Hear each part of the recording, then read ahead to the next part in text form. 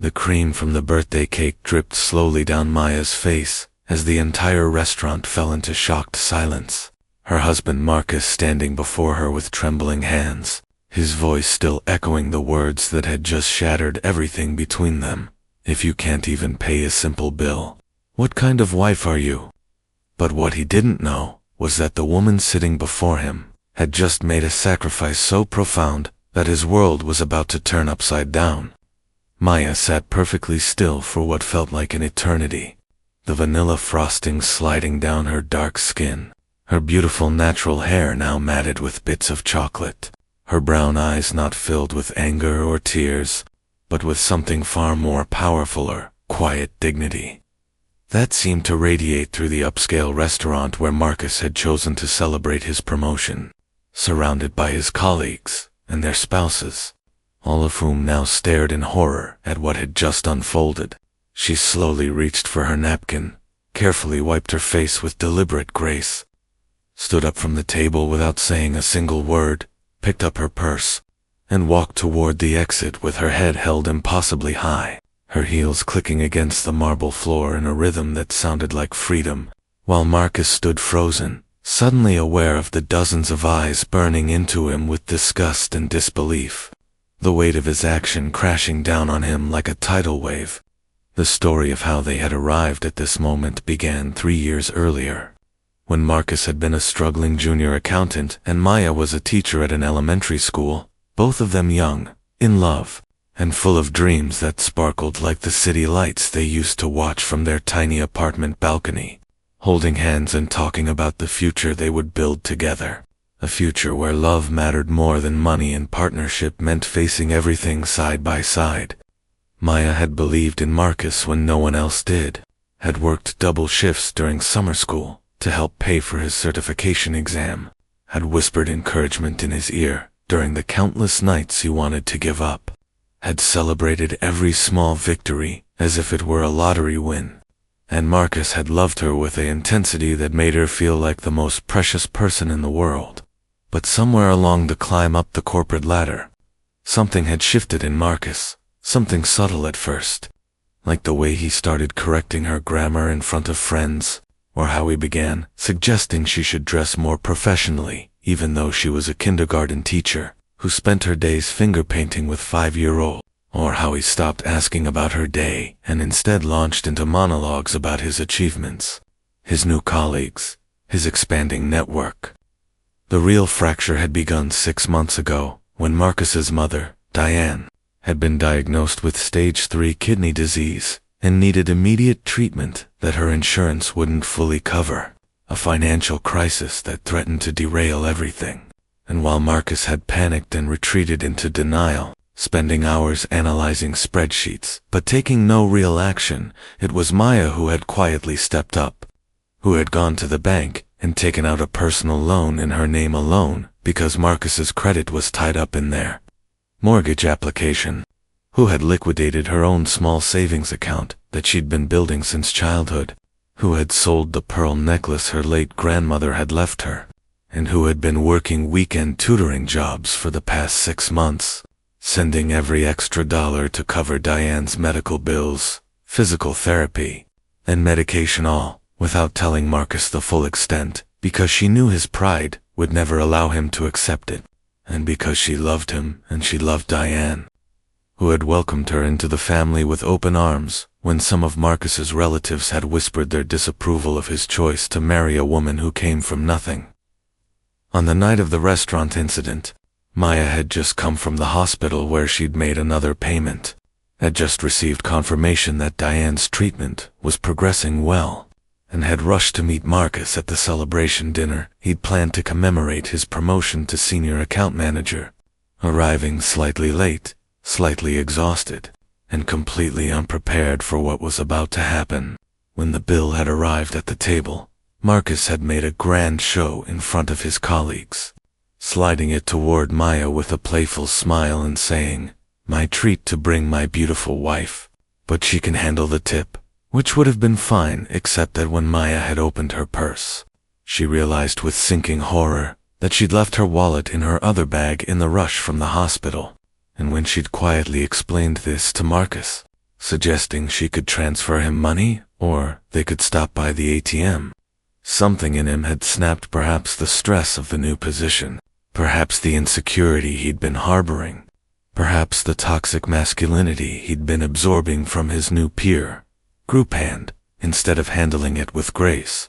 He'd raised his voice, making a scene about how she always does this, how she's irresponsible with money, how he's tired of carrying everything, and then, in a moment of spectacular cruelty fueled by his need to reassert dominance in front of his watching colleagues, he had picked up the slice of cake in front of her and smashed it into her face. The aftermath of that moment rippled through their lives like an earthquake. Maya had gone to her best friend Tasha's apartment that night,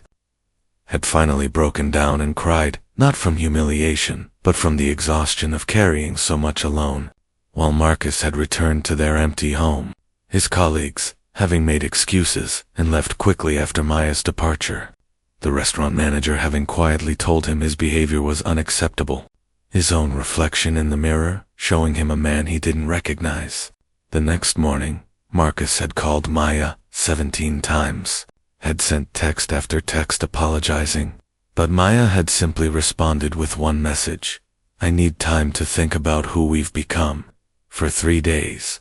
Marcus spiraled, calling out sick from his new position, sitting in their apartment, surrounded by the evidence of their shared life, the photos from their wedding day, the silly souvenirs from their weekend trips, the books they'd read together, and, slowly, painfully, he began to actually reflect on the man he'd been becoming, the way he'd been treating the woman who had loved him unconditionally, the way he'd been measuring worth by salary and status instead of character and sacrifice. On the 4th day, Marcus received a call from his mother, Diane, who had heard about the incident through family whispers, and asked him to come visit her in her small apartment where she was recovering. When Marcus arrived,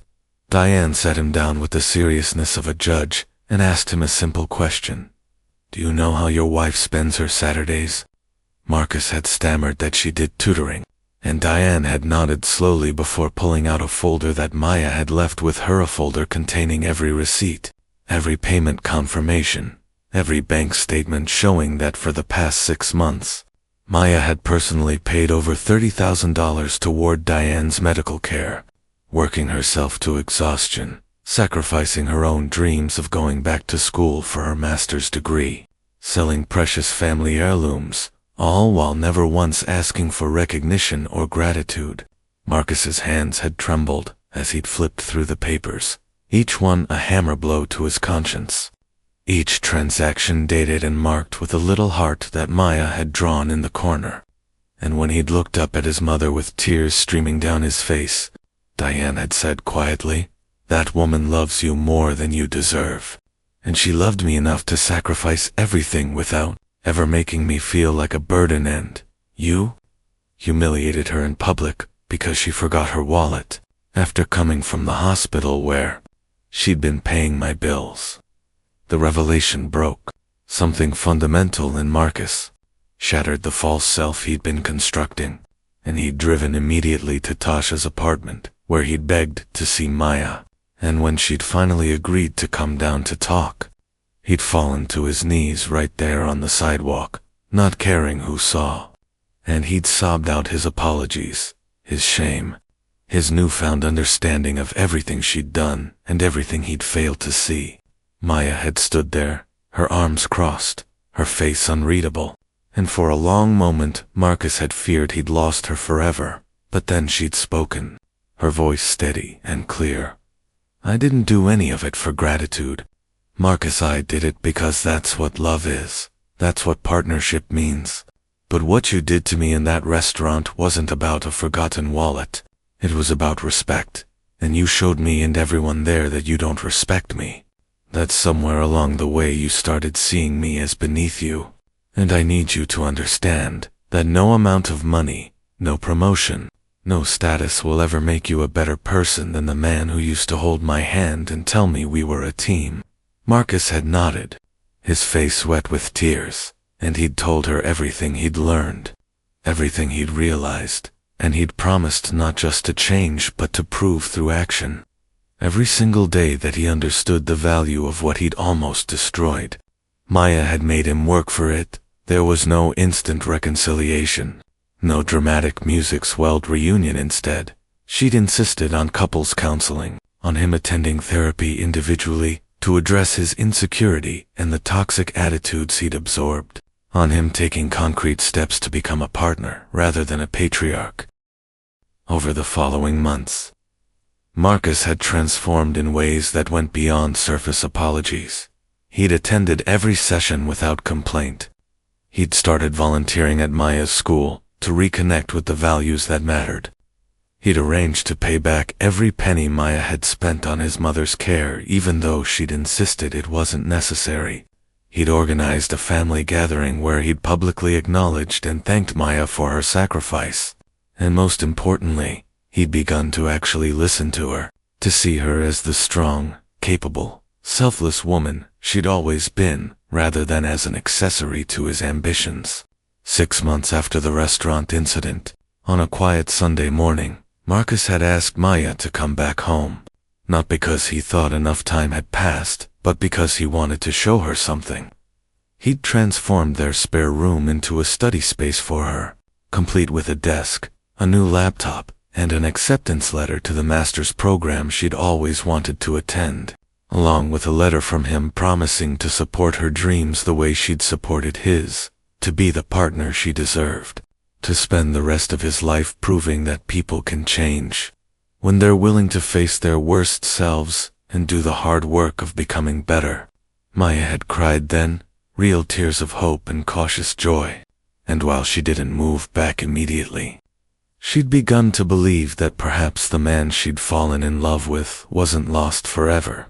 that perhaps the humiliation in the restaurant had been the catalyst. They'd both needed her to establish boundaries and demand respect, him to confront the ugly person he'd been becoming. A year later, on the anniversary of that terrible night,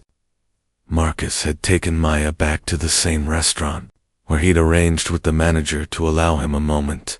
And there, in front of the same tables, the same waitstaff, some of the same diners who'd witnessed his cruelty,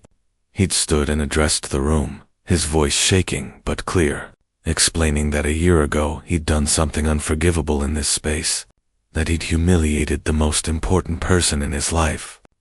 and that he wanted to publicly honor her now, to thank her for her grace, her strength, and her willingness to believe that broken people can be mended.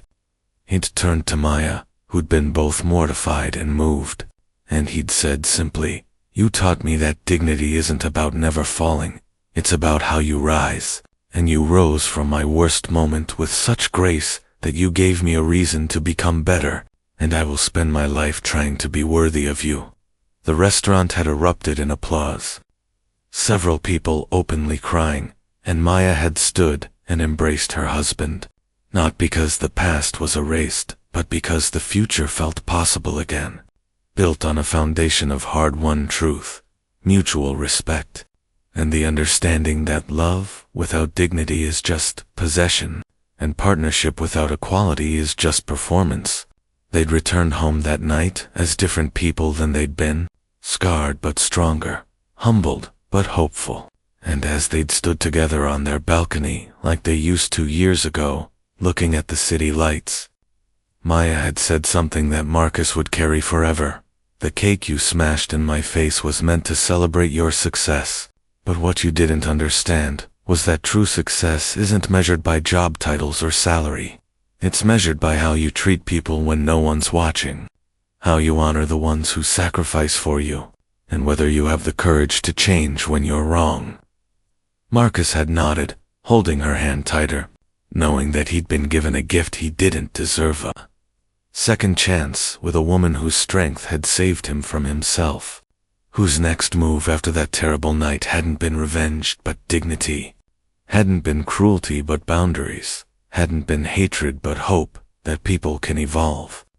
The story of that night would become something they'd eventually share with others as a testimony of transformation, a reminder that our worst moments don't have to define us if we're willing to do the soul-deep work of change. and that sometimes the most powerful response to humiliation isn't retaliation, but the quiet strength to walk away with your head high, to demand better, and to believe that broken things can be rebuilt if both people are willing to hold themselves accountable and grow.